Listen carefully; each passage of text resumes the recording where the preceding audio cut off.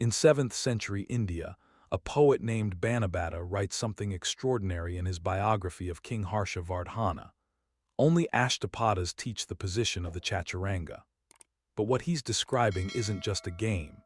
It's the world's first military simulator, played on an 8-zate uncheckered board with pieces representing the four arms of the ancient Indian army. Foot soldiers, elephants, cavalry, and chariots. The game called Chaturanga, literally four-limbed, was created as a substitute for actual war. Kings could practice strategy without bloodshed, generals could test tactics without losing armies. But here's the mystery. How did this simple Indian war game become the most analyzed strategy game in human history, played by everyone from Persian kings to Soviet champions to modern AI systems? The answer lies in a journey across continents and centuries, where each culture transformed chess into something that reflected their deepest values and fears. What started as military training would become a mirror of civilization itself. In 531 CE, the great Persian king Khosrau I faces an unusual challenge. An Indian king arrives at his court carrying 32 priceless emerald and ruby pieces, issuing an intellectual duel. If you're truly wise, figure out the rules of Chaturanga. Succeed and I'll pay tribute. Fail and you pay me instead. The Persians are baffled until the king's wisest advisor steps forward. Not only does he decipher the rules, but he beats the Indians 3 times in a row, then presents them with a counter-challenge. The game of backgammon. The Indians are completely stumped. This Persian tale reveals something crucial. Chess pieces now have names that echo through history. The Shah king, the Farzan counselor, ancestor of our queen, the pill elephant, our bishop, the asp horse, the ruck chariot, our rook, and the pieta foot soldier, our pawn. Most importantly, when the Persian king is trapped, they cry Shah Mat, the king is helpless. That phrase, it becomes our modern checkmate. The Persians didn't just play chess, they gave it the vocabulary of victory and defeat that we still use 1,400 years later. When Arab armies conquer the Sasanian Empire in 651 CE, they discover something more valuable than gold.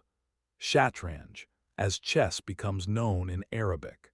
By the 9th century, something remarkable happens. The world's first chess masters emerge. Al-Adli, Ar-Razi, and the legendary Al-Suli don't just play chess. They write books about it, create the first chess problems called Mansubat, and some even play blindfolded. These aren't just games. They're intellectual exercises that push the boundaries of human calculation and memory. But here's what's fascinating. As chess spreads throughout the Islamic world, the pieces themselves transform. The figural carvings of Persian Chaturanga become abstract shapes around the 8th century, likely because increased demand requires mass production of chess sets. Chess is becoming democratized, moving from royal courts to coffee houses and scholars' studies. The Arabic chess manuscripts don't just preserve rules, they contain ingenious puzzles designed to teach tactical mastery. For the first time in history, a game is being studied with the same rigor as mathematics or medicine. Chess penetrates medieval Europe through Spain and Italy by the 10th century, but something extraordinary happens. The game undergoes its most radical transformation. The abstract pieces become figural again, but now they reflect European society. The elephant becomes a bishop. The counselor becomes a queen.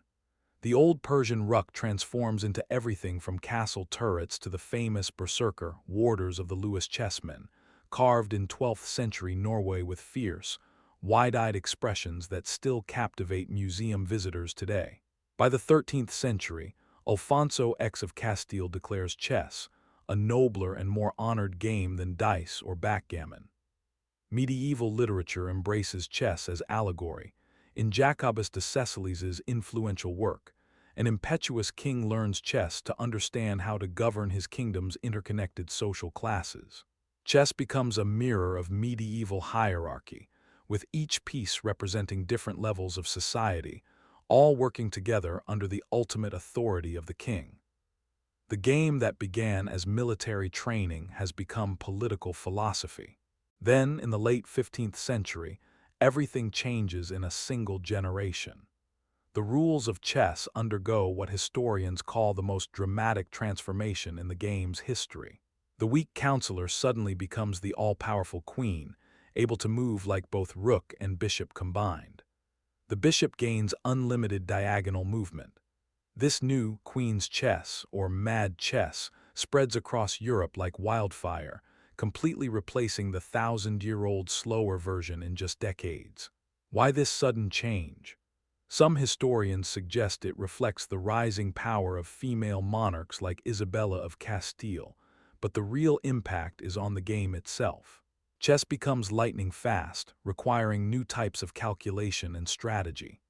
Legendary masters emerge: Ruy Lopez, whose opening strategies are still used today; Paulo Boy, who could play blindfolded; Gioacchino Greco, who thrilled European courts with his brilliant sacrificial attacks.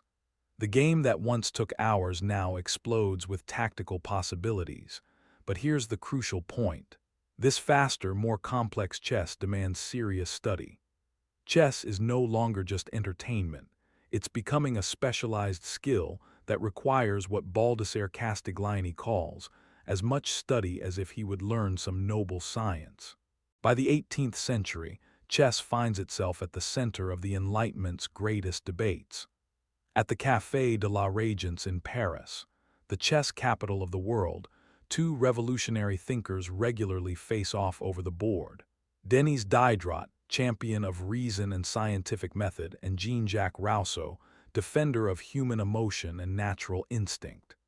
Both are dedicated players, both see chess as fundamental to understanding human nature, but from opposite perspectives. Diderot views chess as pure computational sophistication, perfect for the age of Newton and rational inquiry. Rousseau sees it as an expression of human creativity and passion. Meanwhile, mathematicians like Leonhard Euler are studying chess problems with scientific rigor, analyzing the knight's tour. Can a knight visit all 64 squares without repeating? With the same intensity they bring to calculus and physics. But the most telling symbol of this era is Wolfgang von Kempelen's Mechanical Turk, a chess-playing automaton that defeats Benjamin Franklin, Napoleon Bonaparte, and Charles Babbage himself.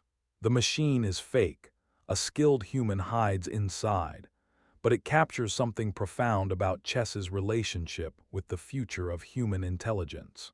The 19th and 20th centuries witnessed chess's final transformation, from cultural metaphor to scientific instrument. Paul Morphy arrives from America in the 1850s with a romantic style so beautiful it redefines what chess can be. Wilhelm Steinitz becomes the first official world champion, developing the positional principles still taught today. But chess's greatest role emerges in the 20th century as psychologists and computer scientists recognize it as the perfect testing ground for artificial intelligence. Alan Turing, Claude Shannon, and Herbert Simon use chess as their primary benchmark for machine thinking.